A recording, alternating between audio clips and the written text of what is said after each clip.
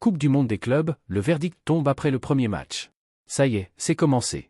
On ne sait pas trop où tout cela nous mène, mais la Coupe du monde des clubs à 32 équipes, le nouveau bébé de Gianni Infantino, a débuté samedi soir en Floride avec la rencontre entre l'Inter Miami de Lionel Messi et le club égyptien d'Al Ahly.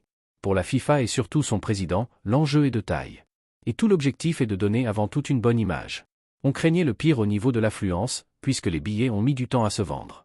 Mais en cassant les prix, la FIFA a réussi à caser plus de 60 000 personnes dans le Hard Rock Stadium, qui peut en contenir environ 65 000. Avec en plus des supporters des deux camps, et une ambiance assez festive, le contrat est rempli de ce point de vue.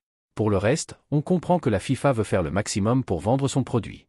Après avoir signé un contrat XXL avec DAZN, qui va diffuser la compétition gratuitement dans le monde entier, l'instance dirigée par Gianni Infantino teste de nouvelles choses, comme l'entrée des joueurs de façon individuelle, avec Messi ça fonctionne, ou la caméra placée sur le torse de l'arbitre, qui donne un peu le mal de mer mais permet de juger certaines actions sous un autre angle.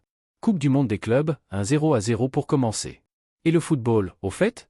Le match a permis de voir qu'Al Ahly était sans doute une bien meilleure équipe de football que cet Inter Miami.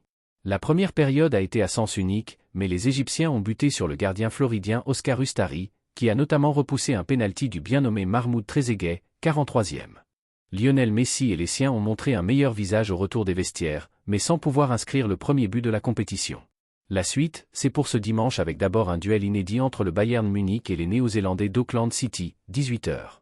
Dans la foulée, il y aura cet étrange Atlético de Madrid-Paris Saint-Germain, premier match des hommes de Luis Enrique depuis la finale de la Ligue des Champions, dont le coup d'envoi à 12h, heure de Los Angeles, 21h en France, pose quelques questions.